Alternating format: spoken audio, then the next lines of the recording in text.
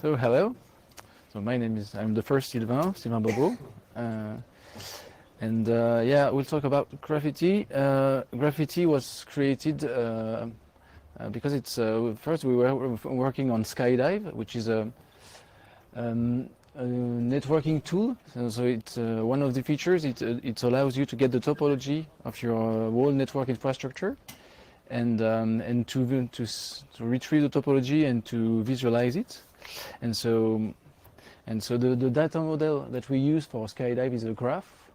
And so we extracted this part and we created a brand new project from this, which is Graffiti. So the engine is embedded inside Skydive. So it's a graph engine which is highly event based. Everything in Skydive goes through events. It has interesting features. One of the interesting features we have is that it allows to time travel. So it allows you to query the graph as it was at a certain point of time. It's highly available, so you can have like multiple. We'll see later, but one of the components is the hubs. So we can have multiple hubs, and so it provides you high availability for your graph. And it provides a load balancing, because we'll see that you can subscribe to multiple hubs, and to balance the load. So why did we create our own engine? It's because first we were using existing graph engines, and but we had first the constraint of the embedding. So that was our first constraint, and but also we had constraint. We wanted to be able to easily extend the query language that we were using. In fact, in Skydive, in Graffiti, we implemented our own Gremlin parser and executor. And so we wanted to be able to add custom steps very easily, and even steps that are not really graph related. So that's the architecture of Graffiti. We have few. So the first components is the pod. So the pod is a small agent. It has just a local graph, just part of the graph. That's where you create the nodes. In our case, in the case of Skydive, this is the pods are running on the machines of the infrastructure, and so the graph is populated on the pod, and then the pod forwards its graph to another component, which is the hub, and the hub has the whole graph. So it resides. It's in memory, but it's also persistent. So you can also have a database behind it. So as you can see, the hubs are replicated. So they are connected, and the pods are connected to multiple hubs, just in case of failover or load balancing. So this regarding the event mechanisms. So it's a graph as a pub sub. So you can when internally. So when it's using in this embedded mode, you register callbacks on the graph, and then your code is triggered when any event happens on the graph. You can also subscribe to the graph externally through a WebSocket. So that's the way the web UI works. And you can also publish to the graph. So you can publish to a pod or to a hub. It doesn't make any difference. It's the same API. You can also subscribe just to a portion of the graph if you are not interested in all the events of the graph, just a few nodes or so a subset. You can subscribe on this. So the events that you get are pretty straightforward. It's the node creation, the edge creation, the updates, the deletes. So the messages are encoded in different formats. You can use JSON for the web UI, obviously, but you can also use a protobuf for performance reasons. So that's the way the pods and their hubs are talking together, is through using web protobuf. So regarding the history, so we keep every modification on the graph generates a new revision of the elements. So that allows us to do two things. It's just to say, show me the graph as it was at a specific point of time, but also to see all the modifications that that happened on a node or subset of the graph. So you can see, like, they give me what happened to this node, and you will get all the events, all the modifications and the revisions for our node. So to achieve this, so to query, to use this time context, we introduced a new step, a Gremlin step, which we called @, and you can see here that you can specify your time. So let's say that this Gremlin expression says the graph how it was 1 minute ago, or you can specify a date. And you can also say, give a time, and then the period where you want to get the revisions from. So we support, as a backend, we support Elasticsearch, but we also support OrientDB, but I would not recommend you to use this. So because all our efforts are put on the Elasticsearch backend. We also have, like, in the case of Elasticsearch, to maintain so that the index are not too big. We have a rolling index mechanism.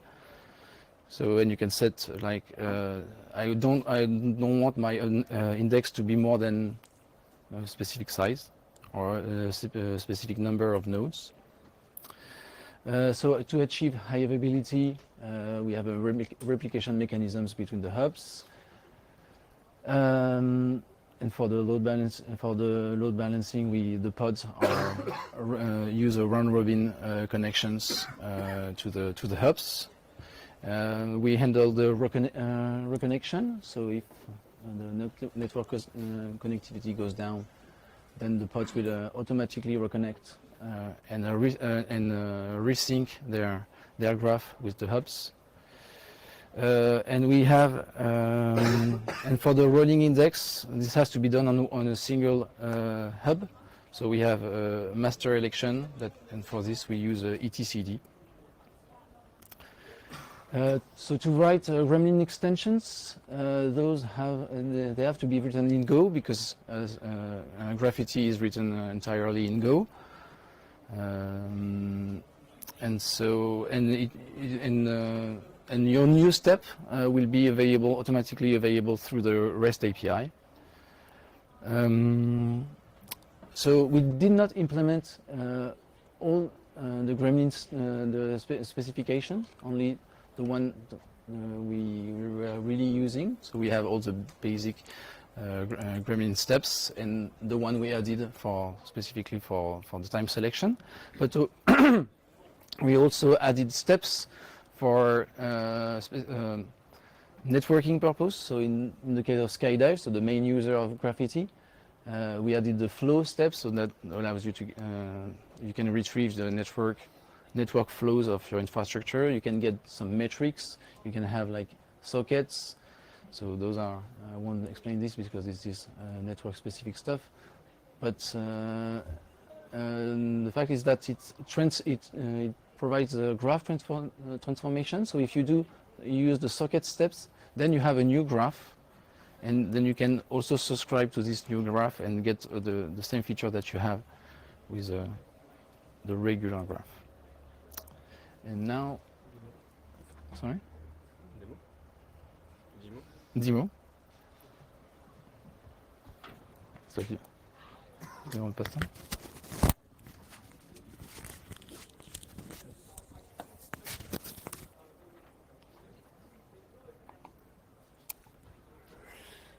Okay, this is the first demo.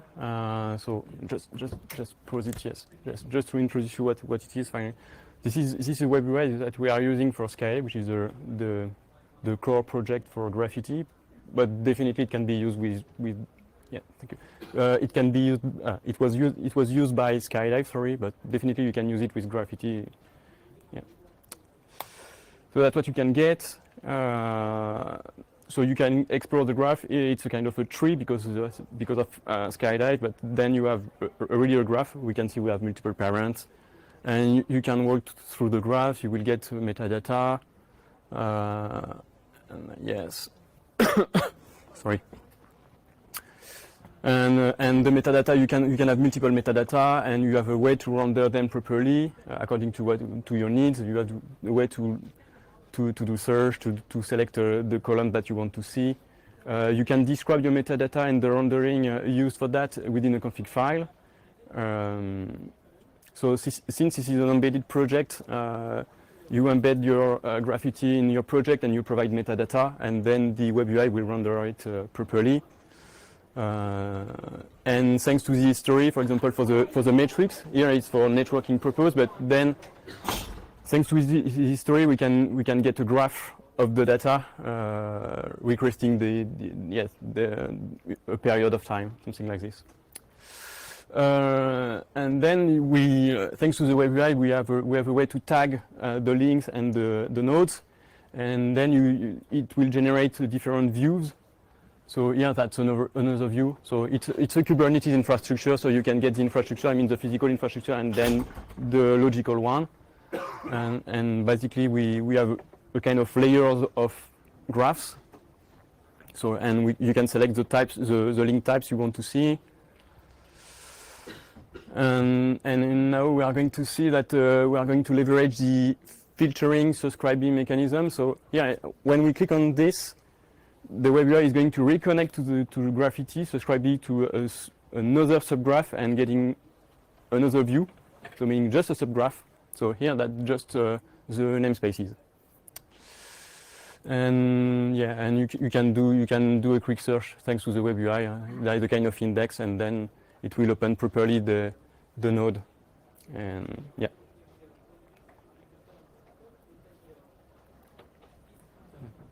No. No. One.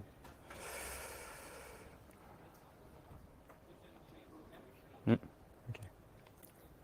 So just to summarize a bit, when to use Graffiti and when to not use it. So definitely, if you want to write a Golang application having an embedded graph engine, you can use it. It's schemaless or not. You can have schema, and that's useful sometimes. If you want to have, like we did for Skydive, if you want to have a kind of grooming language, a common grooming language, but being able to extend it for a specific purpose, you can definitely do this. If you want to have a distributed architecture, that's good too. And we do support hierarchy of graphs. So meaning if you want to have a subset of the infrastructure having a specific graph and then propagating the graph in a chain, that's possible. And attaching ACL, that's pretty useful because you can authorize some persona to do something or to subscribe to something. And what to not use it, so definitely this is not good for any graph specific algorithm in high computing stuff. This is not the purpose of the project. It's definitely an embedded project. And if you have nodes or edges with a lot of metadata, binary attached to the metadata, that's not good too. Again, that's definitely an embedded project. For the web UI, it's definitely event-based. I will show you that just after. You can do search, as I explained, filtering, everything. You can put everything in a config file, so you can really customize everything. That's one view you can get with. That's definitely a network infrastructure, but you can see there is plenty of nodes. And I do have another demo.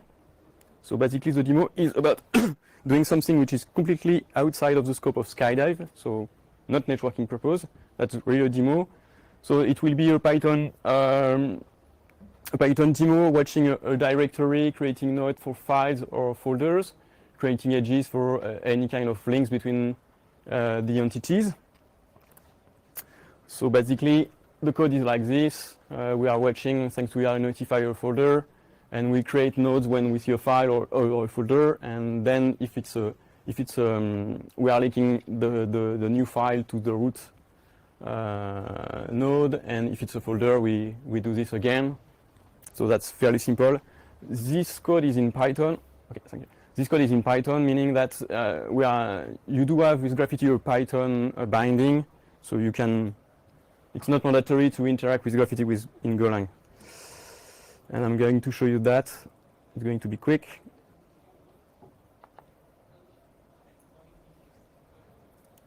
So first we start the watcher. So it's going to watch a folder. Then I run the script, and we are waiting a bit. So we have a host, and then if we expand it, we have our first folder, which is watched, and then we start the demo.sh, which is going to create a few files. So, and just to show you that event-based, we will see the web UI reacting on the events. Yes, few folders, and then finally we will see a symlink between two files. Yeah, just here, that's a symlink, and yeah, you have a new link types that you can select if you want, and then the filtering again. Okay, I want to see only the folders, and that's what I have.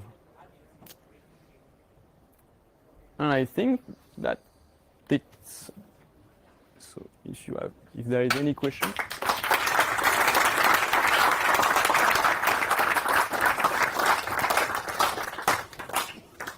Is there any questions? Yeah. I have a question. How do you handle deletions, or can you handle deletions because of the possibility of going back in time? Yeah, sorry, deletion. Yeah, that's an event. That's part of the event stored. Just repeat the question for. Oh yes. How do we handle deletions of information, nodes or edges, for example? Yeah. So basically, we store this information within the data store. So that's one of the events we store. We store creation, deletion, updates. Maybe you want to. Yeah. You mean in the data? How you store it in the database? Or the way we mark a node as deleted, or? Yeah, because every node has a lifetime, basically has a created and deleted times, and then we just select the nodes that are still living at the time we query. And that's yeah. Grows over time, so because at some point in time you have so much data, like. Yeah, that's what. Yeah, that's what we do have a rolling index stuff. Okay. Yeah, that's one of the reasons, and there is a revision which is kept for all the modifications. So that's part of the mechanism. Yeah. Is there any transactionality or sort of consistency in the syncing? It's event-based, so every event. Okay. So if you want to, if you use it as a yes, is there any transactions thing? So if you use it internally, I mean, if you embed the project within your project, yes, we do have a mechanism for that. But if you interact it with Graffiti outside of the Golang scope, like in Python, there is nothing. So but if you embed it as part of a Golang project, yes, there is a kind of mechanism for that. Yeah. Any more questions? Do you have some support for acyclicity on Footy? Sorry, can you repeat? Can you create DAG, so acyclic graph? Yeah. So you can enforce that there is no sidebars to the graph. Yeah. But you have to implement it yourself. Any more questions? Cool. Then let's thank the speakers again.